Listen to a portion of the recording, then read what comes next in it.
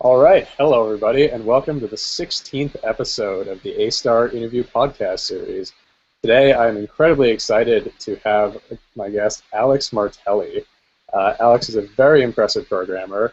He wrote Python in a Nutshell, the book, and co-edited the Python Cookbook. He is a Python Software Foundation member.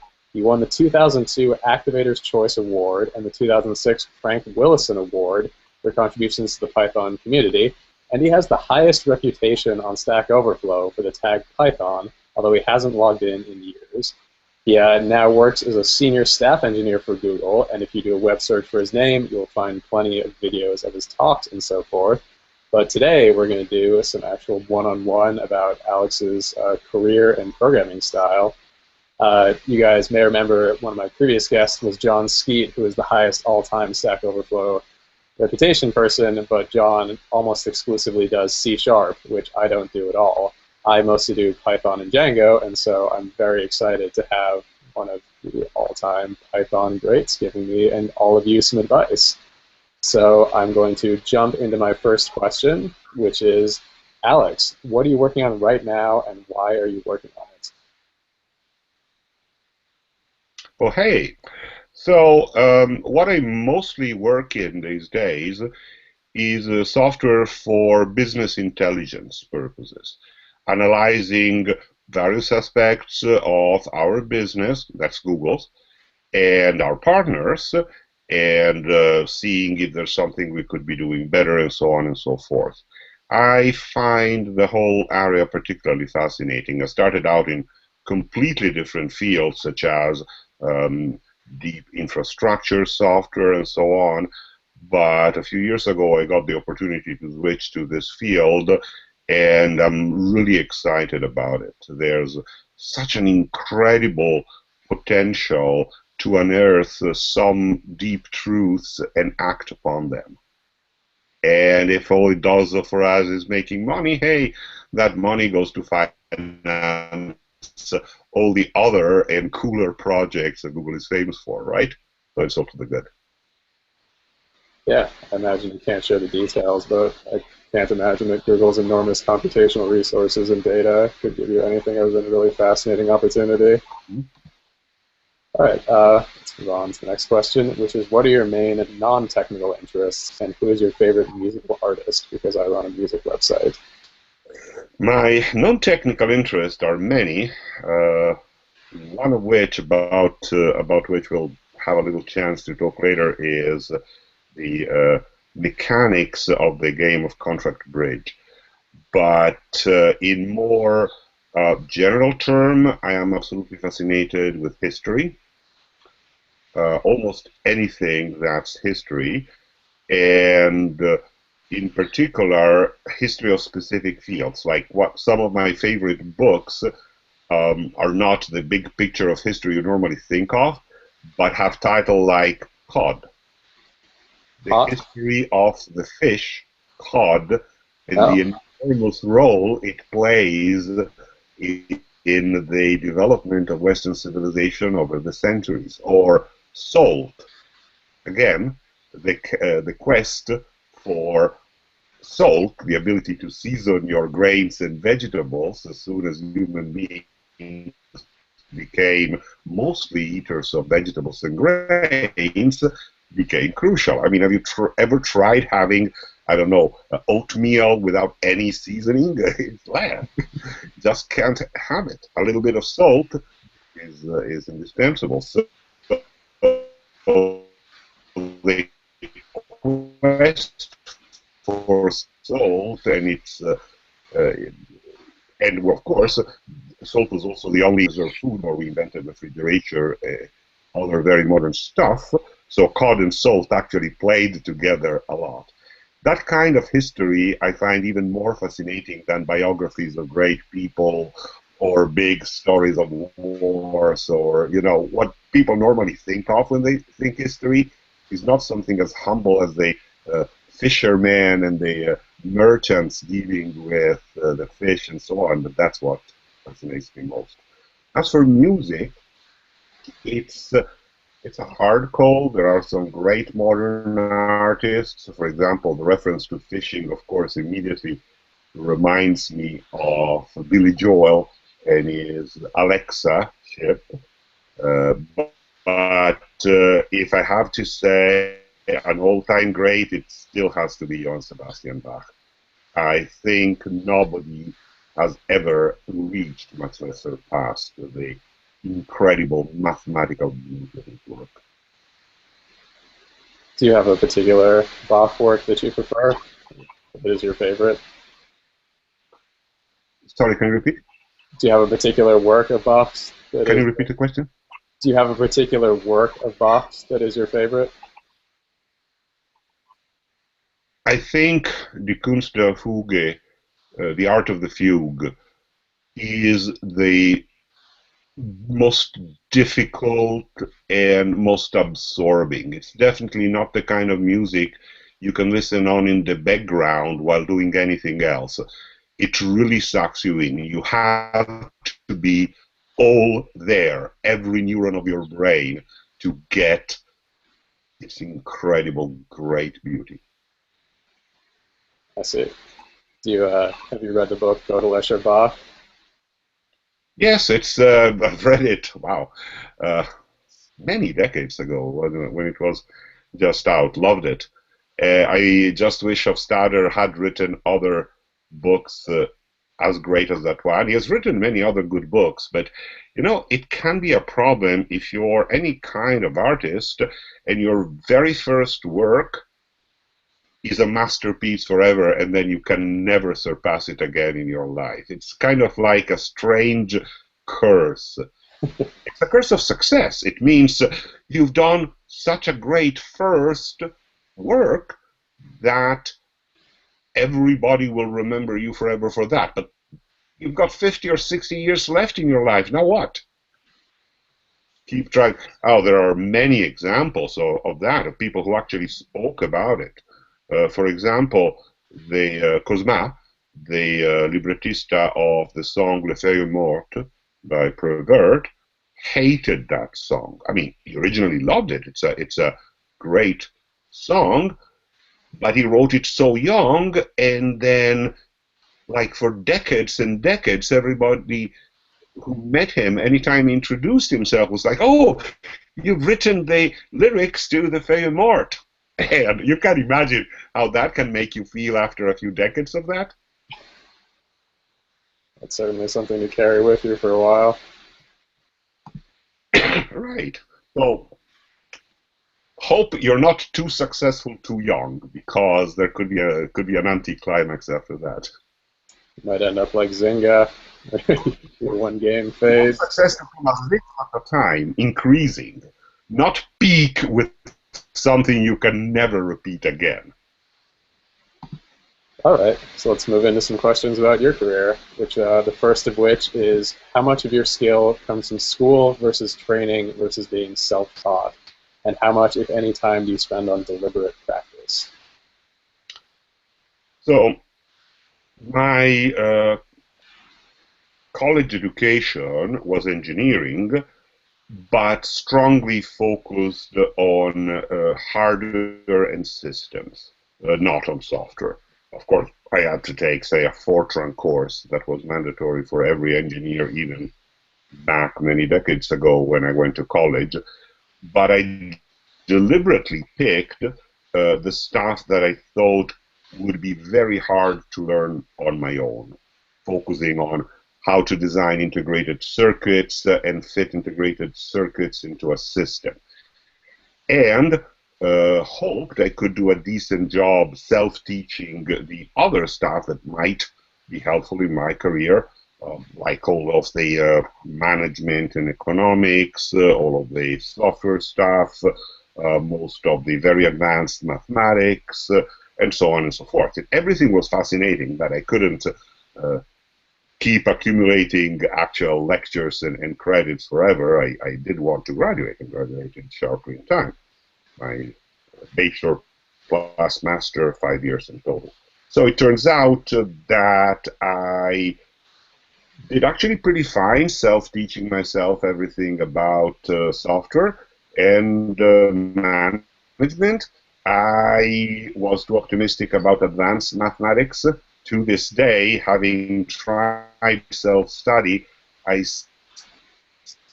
still couldn't answer the most basic issues in, say, algebraic topology, which is a pity because it sounds like such a fascinating subject, but it's not everything can be self-taught. But software development and anything having to do with interacting with other human beings, such as management, I think most people have what it takes to self-teach and succeed pretty much that way. Uh, that's, of course, if you can get a job in the first place, given that these days so many places seem to only want to hire people who have every single possible skill they need to hit the keyboard running tomorrow on their first day at work and don't have any spare cycles for learning on the job, which is the most effective form of learning. But I think that's a pity. So unless you already can list Java 2E and list your own 100 keywords on your resume, maybe they won't even look at you, and so you'd better. Oh, and you'll see people saying, this guy sounds interesting, but hey, he doesn't have a CS degree. He's got a lowly engineering degree. Nah, let's pass on. We've got 1,000 candidates. That's very wrong on their part, but if you're young and deciding, okay, where do I take my major in, consider this relatively new difficulty that you can meet. But in terms of actually being able, if you're motivated, teach yourself. Does it need deliberate practice? Sometimes, but sometimes if you just do what it takes to meet the problem of the day, and you know how to research what books, what tiny fraction of the enormous wealth of information that's on the internet now, but even before then, just walk into any university library and you can spend the whole day finding information that will help you solve the specific problem you're meeting now. It just takes less today because you can do it on your computer. On the other hand, it takes more willpower because there are so many distractions available that your typical library would not face you with. Indeed, I think that this kind of, say, just-in-time self-teaching is extremely workable with the right motivation. That assumes that you really fiercely, passionately care about solving whatever the problem that's facing you. If you are so incredibly lucky, and a lot of people are, to be working with colleagues more experienced than you, what they can teach you, not so much in lectures, but in like working side by side, solving the problems together, is even better in most cases than any book, even my books, even the best books. Yeah, that was actually one of the primary motivations for me starting this podcast series in the first place, was for all the people who don't have the privilege of working with more experienced engineers to try to get at least some of that residual knowledge. Mm-hmm. I wasn't always working with more experienced engineers, especially not more experienced in software. When I was in a hardware lab, we were doing very cool research on some hardware stuff, but apart from the inevitable little bit of fortune here and there, nobody was particularly focused. That's part of how I ended slipping from hardware to software, is that nobody else was solving the obvious software problems we were having, such as blank out from you, but let's try. So that's how I ended up, started up, sliding from hardware to software. We're developing very cool research systems, and nobody was necessarily particularly interested in that hardware lab in, okay, now how do we connect them to existing normal systems so human beings can actually start using our cool new stuff? And well, you need to start by writing, we would call it a device driver today. Back in those time of the mainframes, it would be a channel program for some IBM OS, and so I taught myself assembly language and channel programming, and it all goes on from there. Okay. I don't want to make too many assumptions, but I think you've probably had the longest career out of anyone I've interviewed so far. Mhm. So I'm curious both about kind of how your opportunities for learning have changed now versus when you started out, I guess, with the arrival of the internet and library and I guess resources like Stack Overflow, which you've contributed so much to, and also how your whether you find yourself continuing to learn at this point in your career at the same rate that you did before. It's pretty separate questions. I can ask the second one Okay. again after you address the I first. only got 80% of the questions, but I hope I can fashion an answer, especially that it can actually be heard and recorded. So there is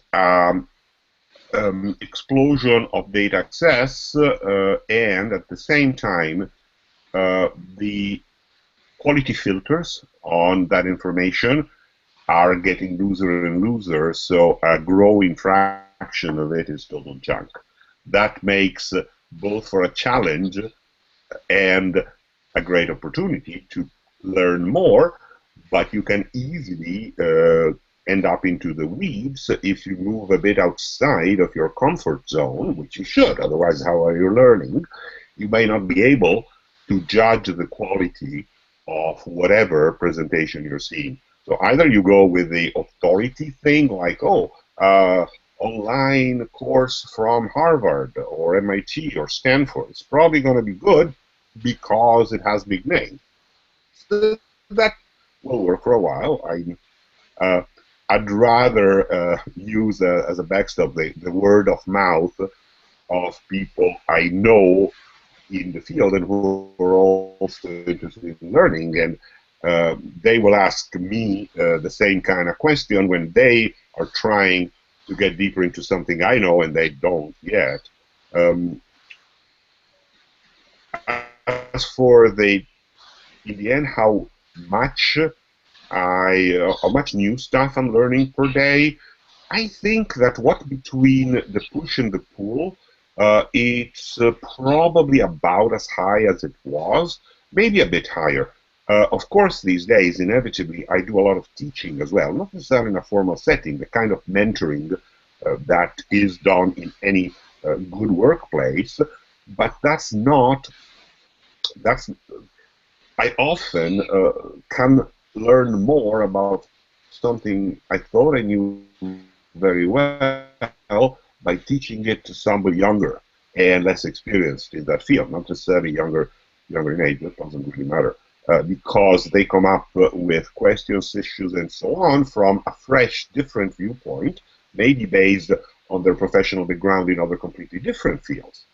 And so that's how, in a sense, new knowledge is never really created from scratch. It kind of synthesized from two bits of of existing knowledge, apparently unrelated, that kind of collide and uh, generate sparks, and some of those sparks are new. And that's the coolest kind of learning, of course. Learning something not only that you didn't know, but nobody was particularly trying to teach you, and maybe nobody else knew. Isn't that great? One thing that I've read in a number of places from more experienced engineers is that as you get deeper into your career, it becomes sort of harder to maintain interest in learning sort of new technologies and new frameworks over and over. Have you found at all that maintaining interest has been hard for you, or do you still have the same curiosity? The interest is there. I can well see that in most workplaces, presumably if you've got very high seniority and expertise in a narrow technical field, most employers want to use that high expertise and narrow, deep understanding that they're no doubt compensating you for. Um, I do have the great luck of working in a very different environment. My employer Google essentially only wants people who are going to be learning forever. And it makes it so easy to do so by continually offering uh, new educational resources, 20% time to do completely unrelated projects, uh, all sort of encouragement to like one of the things we've been doing recently, we've been encouraged to do recently within my group is pick among a set of courses on Khan's Academy. So they tend to be kind of pretty introductory, but that means that to get interested, we tend to pick stuff that has really nothing to do with what we already know or what we're doing every day. Why? Well, because the stimulus of always learning something new is crucial to innovation. And when you go off and learn something that doesn't appear to have anything to do with your job, that's the best kind. You stand the best chance of getting a jolt of insight into something that's actually going to uh, make your job completely disrupt the job you were doing and see you doing something very different and innovative. That's what innovation is all about. All right, great. Let's move on to the next scheduled question, which is what projects or experiences have you learned the most from, and what are some specific lessons you took away from that experience?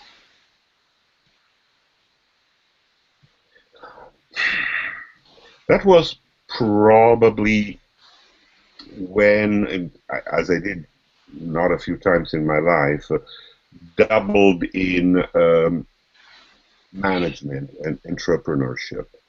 Uh, it's a humbling experience that no matter how many books or Harvard Business Review articles you may have read on the subject, that is a skill that is only learned by actually facing other human beings who have their lives, their personalities, their problems. You cannot and shouldn't wipe those away to kind of fit them into a schema, framework of uh,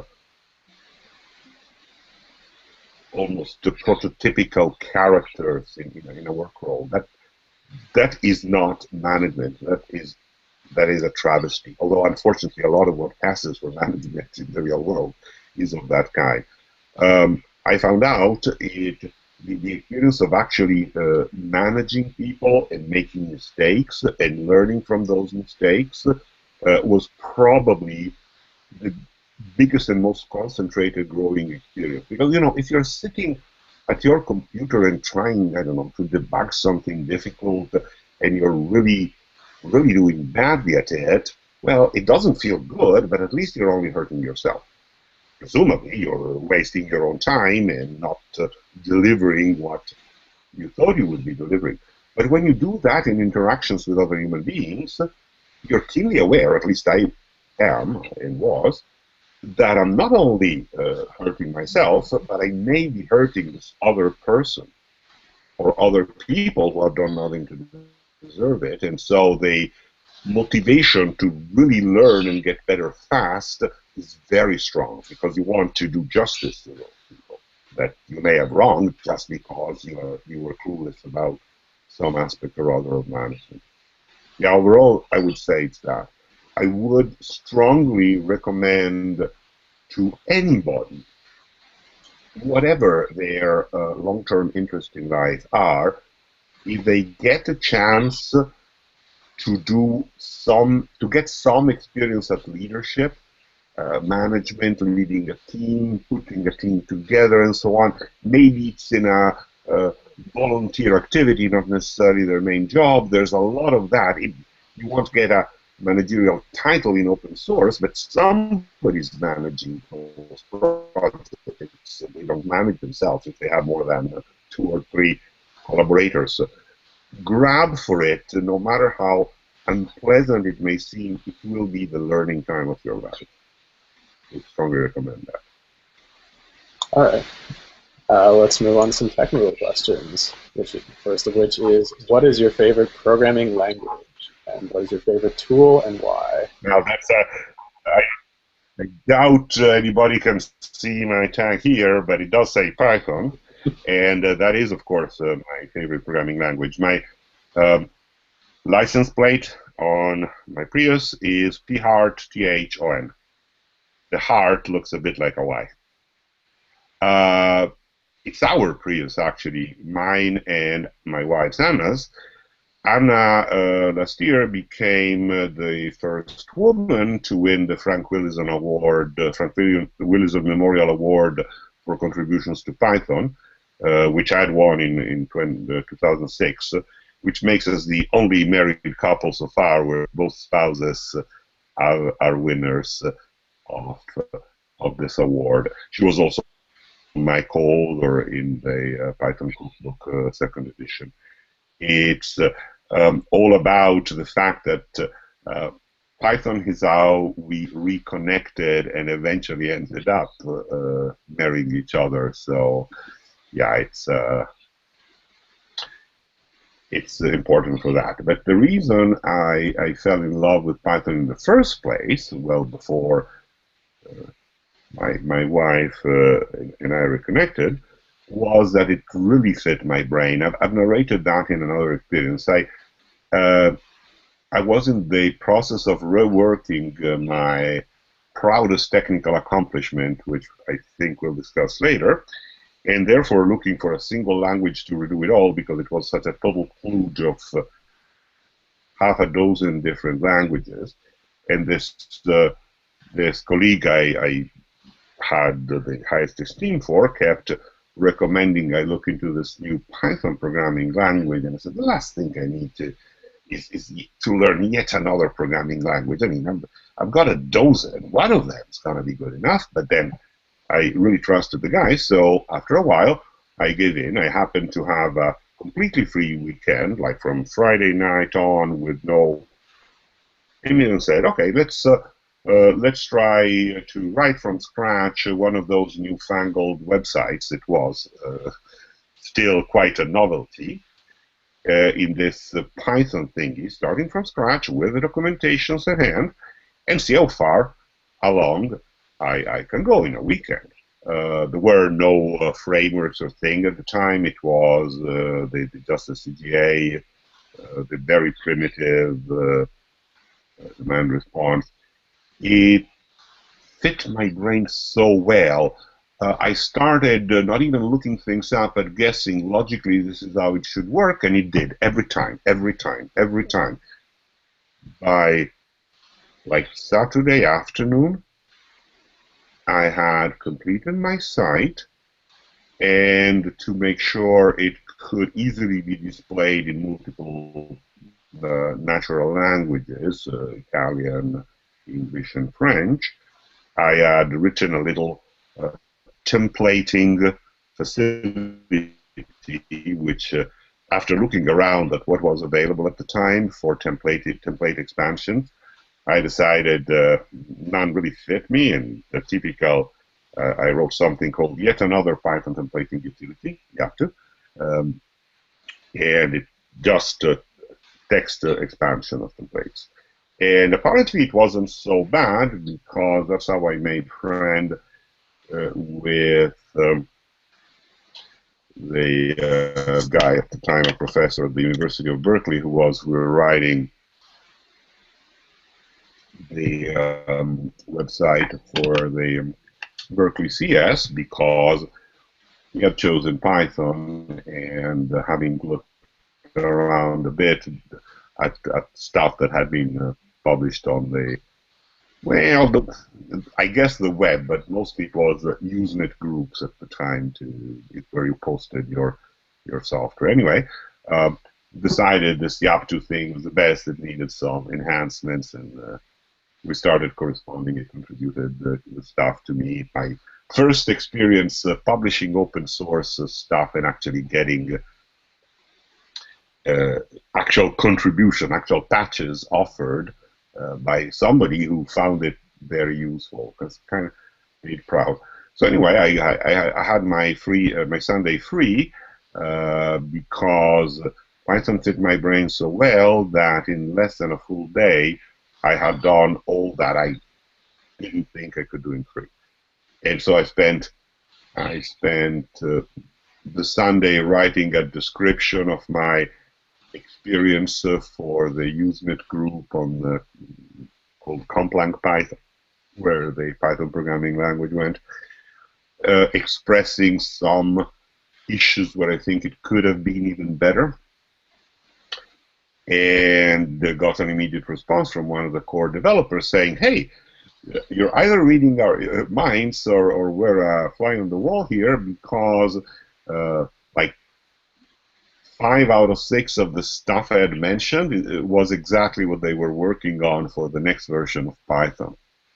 So my desires, or the stuff that wasn't in Python 1.2 at the time, was still very Pythonic. So that's how it got started. And to try and pay back the enormous usefulness this language was already having for me so fast, I started answering questions on the group, whereby I gained the nickname of Martelli bot. Yeah, the third bot in Python's proud history. The first one being Timbot, the guy who had originally, Tim Peters, the guy who had originally responded to me, and the second one, Fbot, Frederick Lund, now also at Google. Okay. How much of your time now is actually spent doing Python versus anything in other languages? So, actual coding, so therefore net of, say, writing SQL query, writing configuration files, designing, and so on and so forth. The language-specific stuff, programming, debugging, and so on, is maybe 60% of my time. Out of that 60, more than 50 is Python. And less than 10 is a little Go, which I'm starting to learn. The Go programming language, very interesting. And a little JavaScript, because sometimes you just have to be running in the browser. I'm also starting to look, but not yet using production, the Dart programming language, which is an alternative to JavaScript for running on the browser. I don't know if you've heard about it. Dart and Go are two open source languages developed specifically at Python. Go for server-side stuff, and Dart for browser-side stuff. Go is actually pretty mature. It's usable in production today. Dart will be soon, I think. But those are a minority of the time. The vast majority is spent in Python. So you find that even after all these years with Python, it's still the reigning champ, and none of the new languages are giving it a serious challenge for you? There's always things can always be made better and should always be made better. You never reach perfection. That's a silly idea. Perfection is a goal. Perfection is a trip, not a destination. And that goes within one language as well as across languages. And of course, Python is particularly good at learning stuff from other languages. I mean, how many features of Python are just more elegant syntax or concept cribbed from other completely different languages? For example, list comprehension and generators were originally in Haskell, a functional programming language with a seriously weird syntax. However, it does have one redeeming feature Haskell does. It's essentially indentation sensitive like Python. So there is that point of friendship between the two. But just about the only one, and we essentially copied the concepts of list comprehensions and put a nicer syntax around it, so that you say some things like for and in instead of mysterious punctuation marks. And there you are. I think more powerful. maybe we can copy those channel and routines. We'll see. Great. Let's move on to the next question, which is randomly fill a room with 100 programmers your age. How many do you think are better at programming than you, and why do you think that? Would that be colleagues? That is, people from Google, Uh, or just random? Because if I let me answer both sides. If I was in a room with another 100 Googlers in their late 50s, it's not a secret. I'm in the late 50s. Wikipedia has my date of birth, so hard to keep hidden.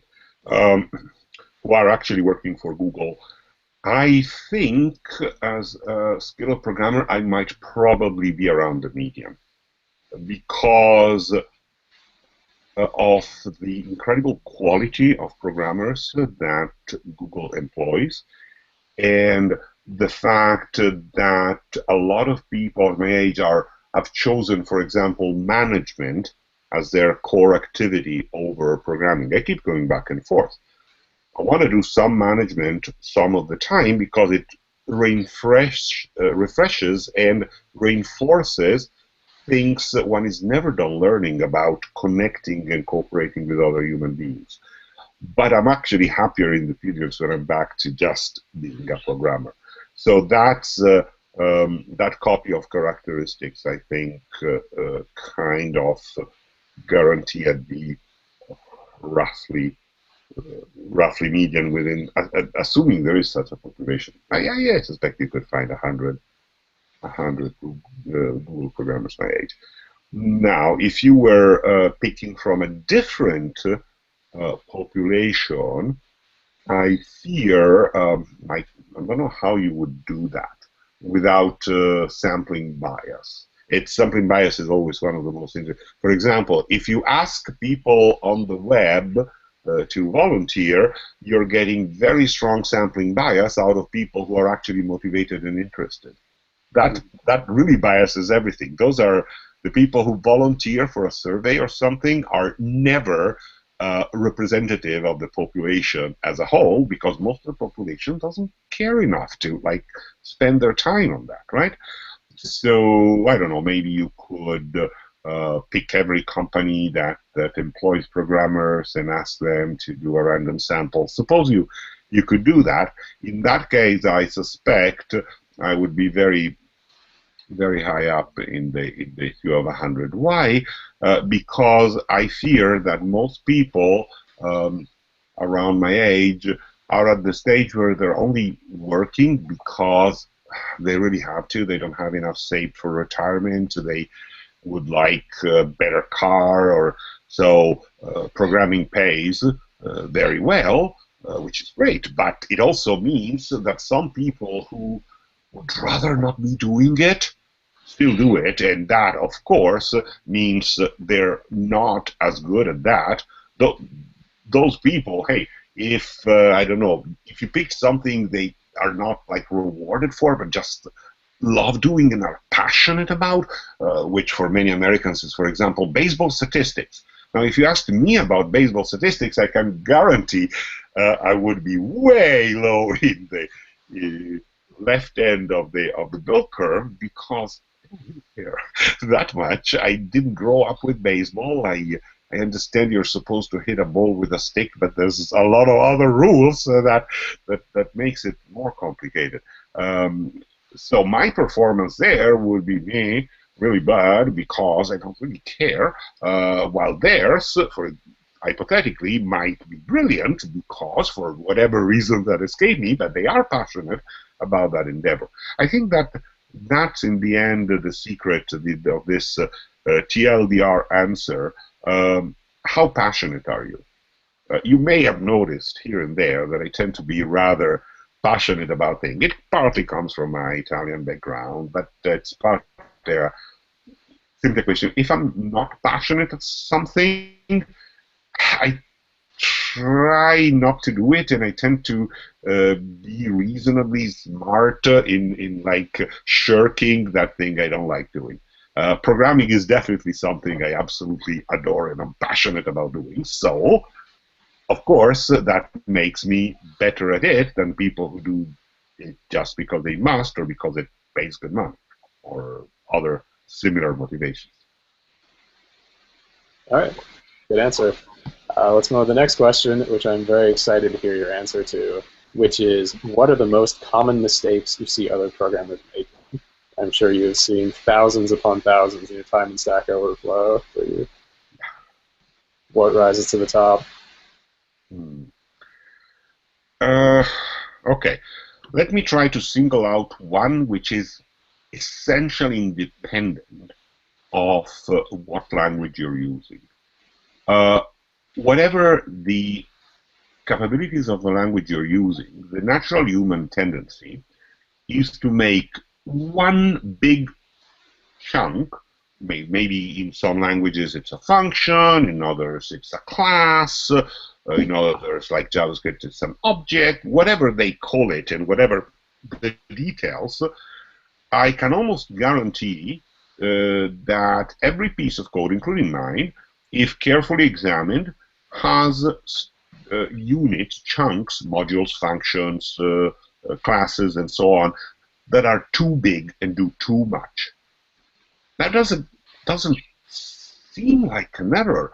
I mean, hey, originally the thing only did A and B, but then it also needed C and this, it was so convenient. Oh, and then D and E, and then you run out of the alphabet.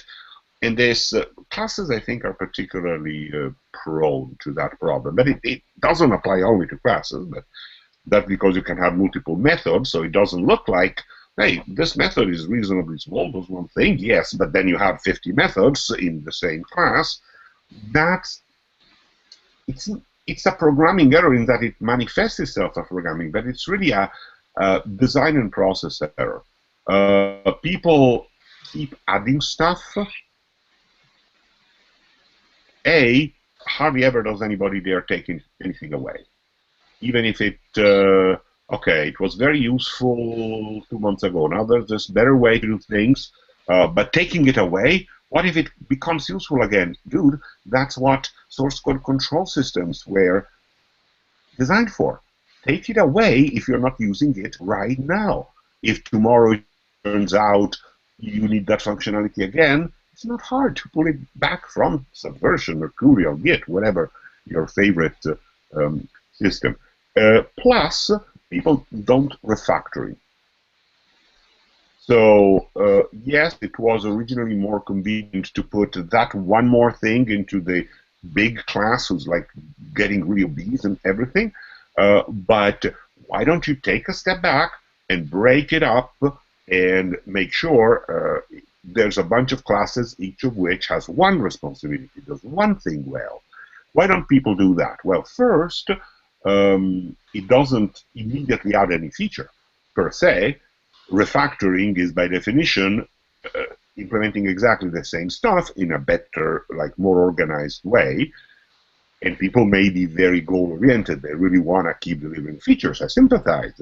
But the point is, in the long run, you will be more effective at delivering those features if you keep refactoring as you go.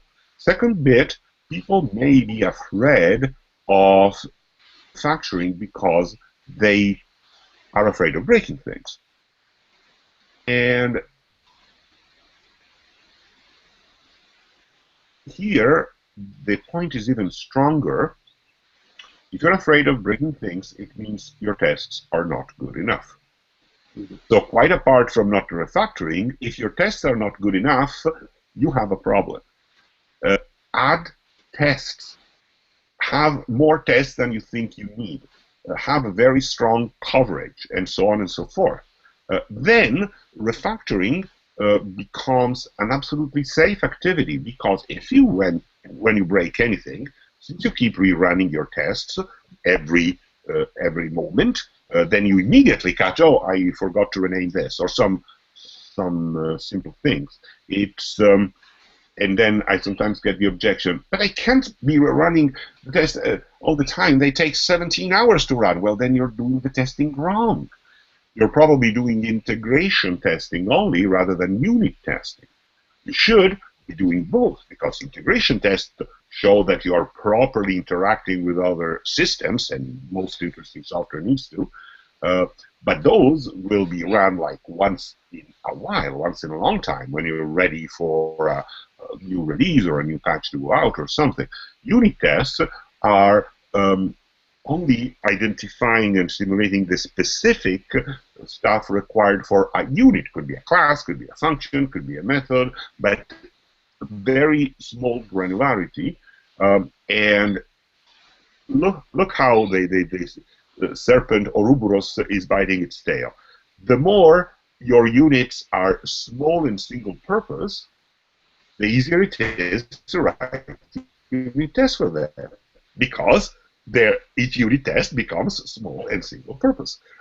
The more unit tests you have, the more easy it is to refactor your code into a proper collection of very small single-purpose units. So I see that as a virtuous circle, but if you go long enough without doing it, it can turn into a vicious circle. Oh my God, can't possibly write tests because I cannot write unit tests because this thing is so huge. Well, then refactor it. I can't refactor it because I don't have the unit test. You see how the dilemma can play itself out. And if you don't, if you're not aware of this, it's the most natural mistake to fall into. It's a natural way to proceed. Don't let me add just one more feature. It's always just one more, right? So people end up binge drinking. It's always just one more shot. It's not good for you. You know that. If you didn't plan the night to get 17 shots, with only just one more. How much? You didn't plan the class to do 17 unrelated things. It just happened. So that would be my vote for this. Speaking of just one more thing, any other big classes of mistakes you see? I'm sorry? Speaking of one more thing, any other big classes of mistakes you see? Oh yeah, I thought I was supposed to identify one. Okay, let me think of another and really unrelated stuff. I believe people do not, these days, most languages come with a lot of richness and a huge amount of functionality in their libraries. It didn't used to be the case. It evolved over the decades. But today, something like Python has a huge standard library ready to do your bidding in a bazillion things. And Java has even more. I think C# has even more. So when people think, okay, can I learn this language? They see, well, it's 20 pages to study for the language and 220 for the library. Well, let me learn the language and the library can wait. You can't really, because what I see happening a lot, mostly in Python, but as I said, other languages have even bigger, richer libraries, is reinventing the wheel. You don't want to do that. I mean, it's a serious error. Even if your new wheel works just as well, think how much cool stuff you could have been doing in those, I don't know, 3 hours. It took you, we're not even talking a big thing, right? You could have added another feature, fixed another bug, made the world a better place instead of being duplicative. Now, if you add to this the incredible wealth of great libraries available on the net, then I start having more sympathy. If they're outside the standard library, the fact that, what? You have never heard about foobar? What you've just done is rewriting a subset of foobar. How do you find out about all this incredible wealth? Being active in the community helps, but then even just picking one in the popular areas. I once joked when Guido van Rossum was designing Python 3 or 3K, as it was also jocularly called, a common joke at the time, but it's still true, is that Python is the only programming languages with more web frameworks than keywords. So I suggested to Guido that this was a perfect moment to, like introducing Python 3, to fix the problem once and forever. And say, I'm not going to standardize on one web framework. No, it's easy. Just add 10 more keyword to the language. And that was so. He didn't actually act on this suggestion, but I think it would have fixed the problem. Still, maybe that was because of the way the problem was often expressed, not exactly accurate.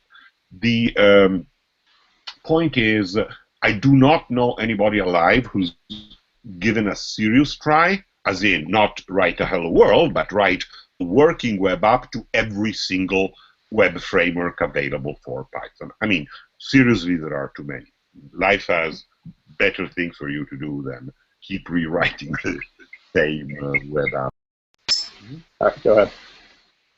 So summarizing, reinventing the wheel is an error we all make a lot and will keep making. But let's at least split it in two. If what you're reinventing is part of the standard library of your chosen programming language, then really, dude, get a move on, study that standard library, learn to use it. Don't reinvent the wheel there.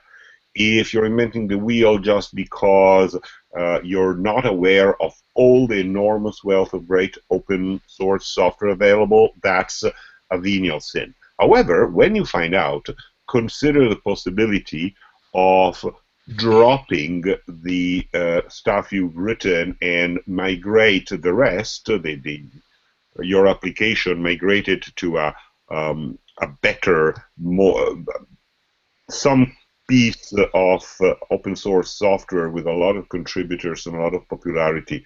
Remember Eric Raymond's immortal phrase, given enough eyes, all bugs are shallow.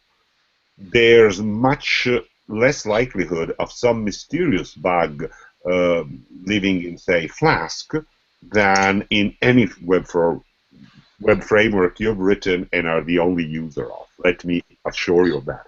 Because thousands of people might have noticed, would likely have noticed, and pointed out any problem in that, while in yours, they may be lurking behind the corners and waiting to pounce on you. So reinventing the wheel is an error we'll keep making, but let's be aware of it. It can be fixed. It should be, whenever you become aware of it. Don't get emotionally invested just because the open source stuff you could be replacing yours with was not invented by you. It's still a great idea. Use it. That's my hearty recommendation. All right. I'm a bit curious about your personal history with Stack Overflow, since you have such an enormous reputation there, something like 1,000 times my personal reputation. Have you ever calculated about how much time you spent on Stack Overflow? Not really. My wife might. So it all started when Joel Spolsky, who I enormously admire as a writer, blogger, and writer, showed up and gave a tech talk at Google about this new website he'd started called Stack Overflow, and how wonderful it would be to have a structured way for programmers to help each other. At the time, I believe that was the only such website. Now he's got, with the same software framework, but different content base and things, I don't know, from everything about cooking Malaysian food to, whatever subject you care to name. But at the time, it was innovative and right, and so, of course, in the same spirit of learning, you mentioned, hey, I should try this place. And I found out that a lot of the questions were exactly the kind of thing I had gained the reputation as a Martelli bot by answering back in the time of Usenet, except that differently from Usenet, spam was under control because there was staff ready to kill spam. You could downvote things. That's a better way to do things than being only able to upvote. It just doesn't calibrate as well. I understand the social aspects, whereby so many social Sites only let you give a +1 or thumbs up, but that means that the number of such things doesn't correlate well with the quality of whatever. If votes can be both up and down, the correlation becomes much sounder, and so on and so forth. So I started answering, and soon my reputation started climbing, and people started following up on my questions, asking more questions, and I love helping people. It's a core motivation of my being. So I took whatever it take, and then one evening, my wife was like, "Aren't we watching some video tonight?" "Oh, I'd love to, but I have to keep. I'm so back on answering all of these interesting questions on Stack Overflow." How many hours have you spent this week on it? I don't know, some. But I think you're kind of getting addicted to this place. I said, "Oh, no, it's not an addiction. I can drop it any time," and not tell that to your long-time wife unless you mean it, because she goes like, "Okay, show me, do so, drop it right now." For how long? What about a year? A year? Okay. And yes, after the year was over, it had given me back my life. I was back to like open source contributions, um, watching the videos, walking the dogs. Yes, believe it or not, I had weaseled out of, "Oh, I can't really walk the dogs, dear. Can you please do? Because I need to answer more questions." So yeah, addiction was probably the psychological, of course. There was no exochemicals involved, but it was a great year plus of my life, but just like recovering alcoholic or something, no, I'm not having just a sip. Okay. It obviously somehow, I tend to have very strong time management skills. It's like one of my core skills. I don't know why this one got under my barriers and had ended up sucking up not wasting. I'm sure that time was useful to a lot of people, so I'm glad I've done it, but there's other things I want to do in life. I want to learn new programming languages and other new stuff, and read everything about the history of Rome. It's another one of those, and so on and so forth. And play with. All right. Let's move on to the last few questions. The third to ultimate question is, keeping in mind everything you've shared so far, please walk me through in detail a difficult problem that you've solved. How do you identify the problem? How do you get your head around it? And how did you ultimately solve it? So that's where I finally get to brag about my favorite accomplishment. So in the game of Contract Bridge, there's a phase called bidding, which is relatively new. It was invented in the modern form in the 1920s, based on previous errors. When all is said and done, people actually play the cards. At the beginning, they hold them in their hands. And that goes back to a game called Whist, which has essentially the same mechanics and was already a very popular British pastime in the 1600s. So, how come nobody had ever managed to analyze, since the 1600s, okay, so how many tricks can I expect to make with these 13 cards? Well, in Whist that wasn't all that important, but as the bidding progressed, as you were able to essentially place bets on how many tricks you would make, then being able to make a ordered guess would be like useful in the game, and yet nobody had ever cracked the problem. And that is something I started playing bridge in my early teens, at the age of 13, and I've been fascinated by the game ever since, even though most of my life I haven't actually had the time to play it, which requires not at the same time being able to do other things. But I still have that fascination, read the magazines, books, online sites, and so on. Now, in the 1920s, a guy who actually made an incredible fortune from the game of contract bridge, a Russian immigrant by the name of Eli Culbertson, uh, established the proper way. Well, what you have to do to evaluate the strength of your hand is consider every possible hand that partner can have and the opponents and play them all. That tells you exactly. Now, the problem is that you've got 13 choose 39 possible hands for partner and 13 choose 26 for.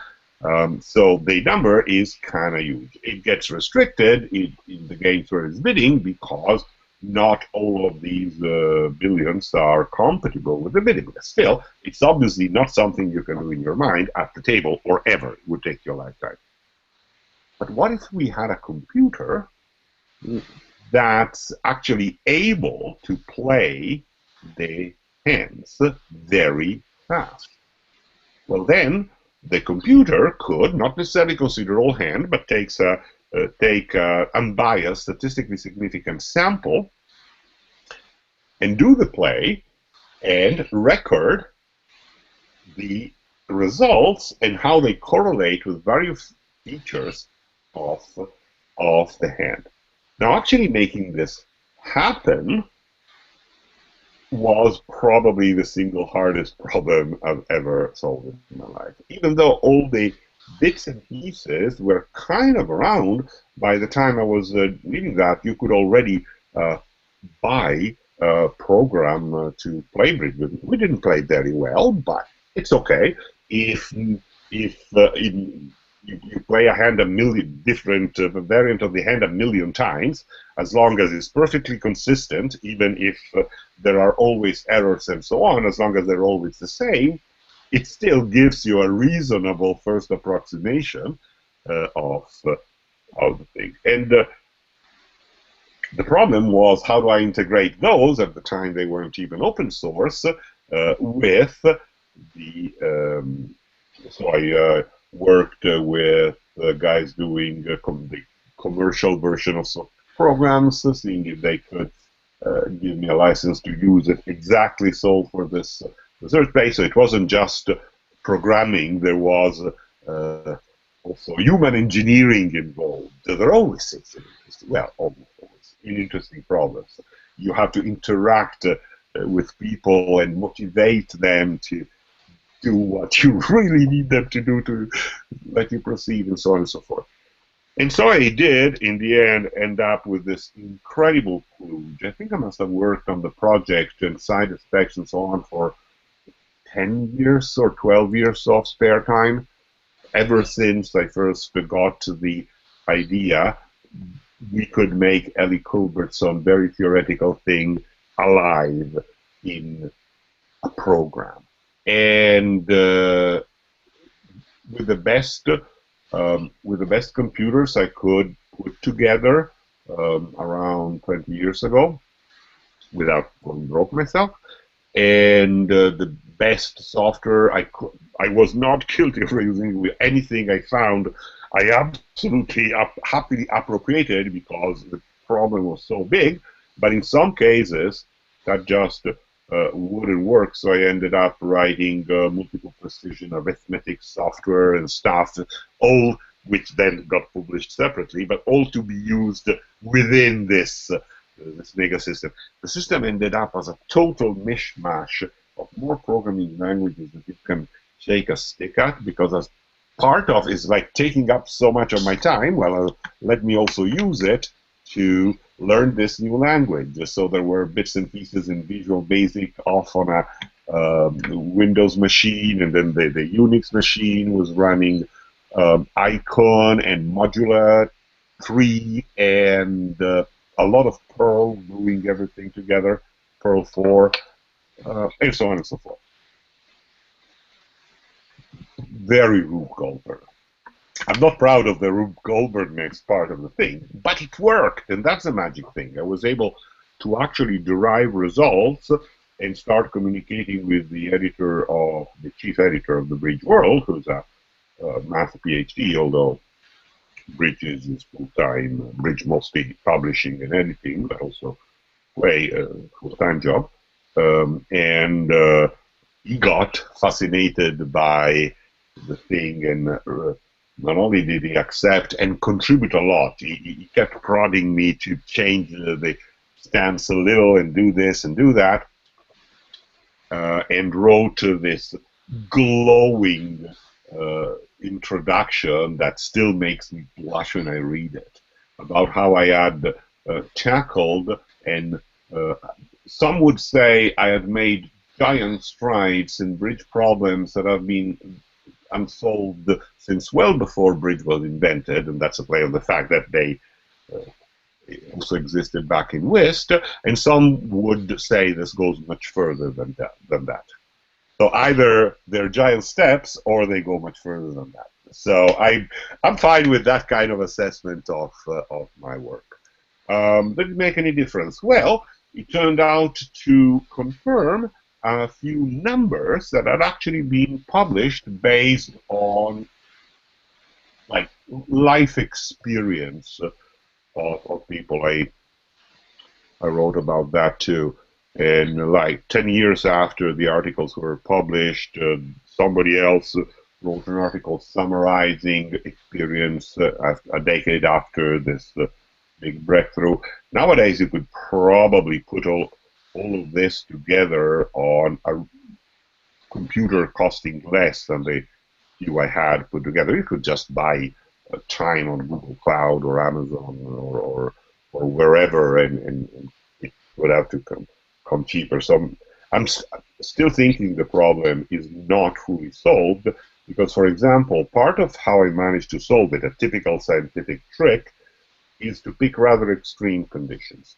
The simple conditions, where everybody's got 3, 4, 5 cards in each suit, or 2 maybe, is really much harder than if you make a very stereotypical hand where somebody has 7 cards in spade, 3 in hearts, and so on. That's much easier to simulate. The simulation ends up much faster. And so that's how I actually got all of my results within a lifetime. Part of it is that I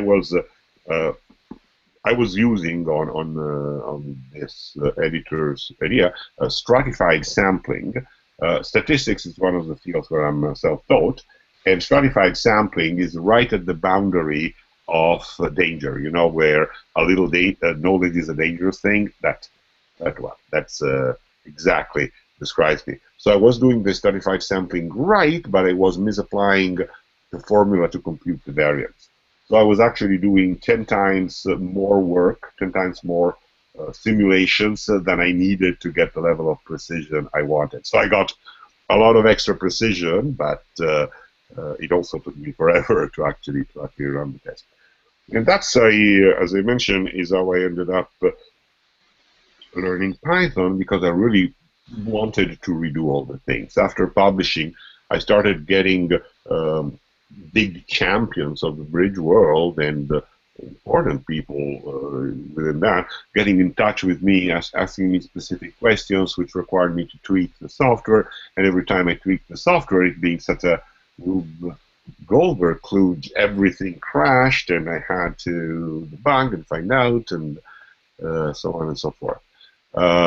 So that this is really, I know Gospolsky has written and powerfully argued that the worst programming mistake you can ever make is to rewrite something from scratch. But believe me, at some point, especially if it's a multi-system, multi-language sludge based on this program writing that file, which the other one reads back, and blah, blah, you'd better.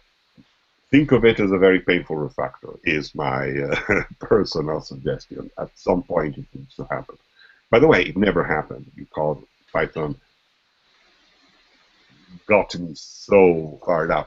I still carry around a subset of the legacy version of that thing, because there are a few major players and writers who still write me once in a while asking me to do this simulation with that specific simulation, and I'm always happy to oblige. But Yeah, only part of it is in Python. There's still a legacy, almost everything except I did away with it in basic function.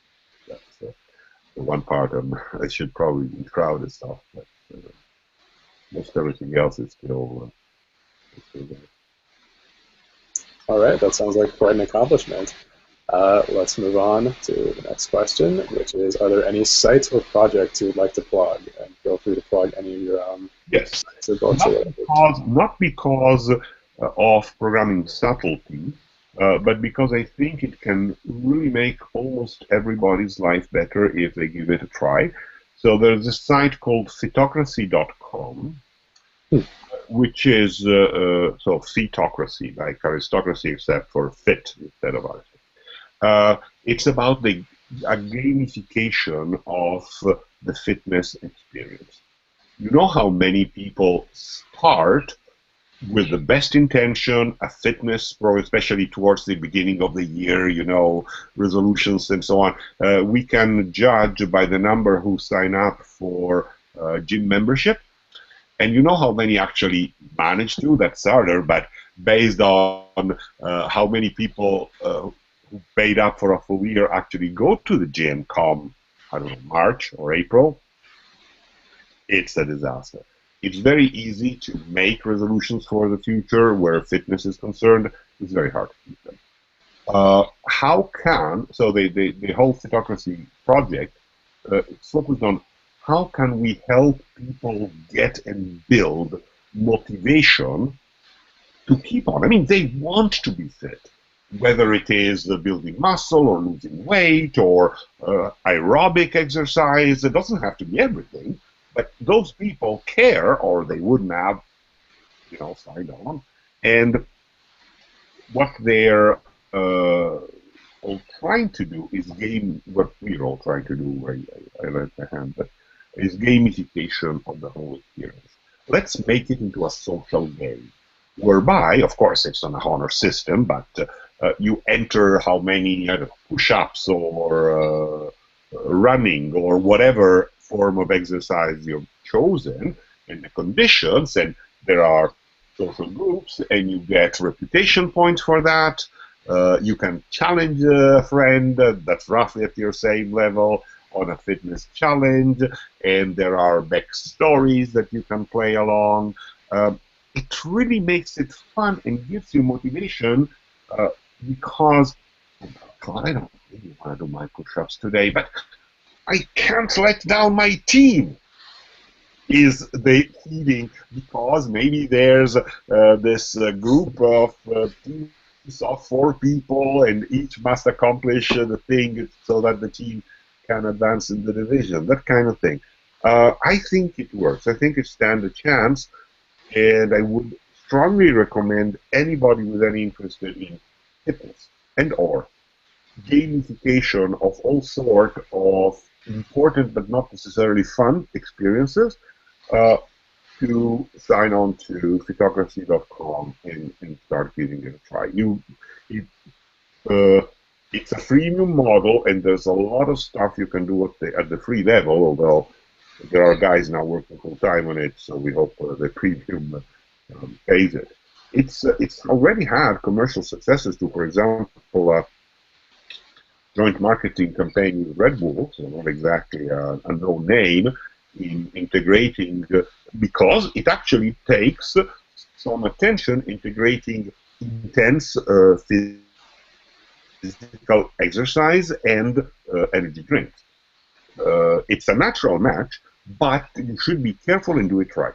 And so the two sites, Red Bull is not a site, it's very popular energy drink brand, but working together to communicate that. Not only that, a certain amount, not too much, of energy drink with your exercise is good, but when? Is it better to have it before, during, after? Depends on the kind of exercise, all sort of things. Any doctor would know, but I wouldn't have any clue about. And so I'm very glad that particular collaboration was able to happen. I suspect you can still see all the recorded materials. I'm not quite sure, but I'm sure they can on live. Nowadays, of course, you can You can have it on your phone, which is much more useful because instead of having to go back to your website, I didn't work on that part. I really don't understand mobile programming, and that's going to be my next big project, teach myself mobile programming, because otherwise I have to stick with websites and web apps. So that's the project I would. And if you're interested in contributing, there are groups doing the story parts. And I wrote create your own adventure engine. It's actually perfectly general purpose. So you can it's on App Engine and on Google Code. So you can take a copy if you're interested. It's doesn't really have, it's not what I'd call a good web app because it couldn't be bothered to put enough JavaScript in there. So it's really does a lot more round trips to the server than it should, and the server has Flask, Python, it's still a fun engine to use and improve. So that is Great. Time for the very last question. This is a new question I'm adding for experimentation purposes. Let's see how it goes. If you could give one piece of advice to yourself at age 15, what would it be? think carefully about what is easy to self-study and what you'd better be sitting at a lecture for. Because your current opinions, say, maths, I don't need to sit lectures in math. I mean, amazing it all. Yeah, at 15 I was. The kind of math at 15 I was doing in high school, integrals and multivariate calculus, and was bored to death in math class because, of course, the professor had to hold back.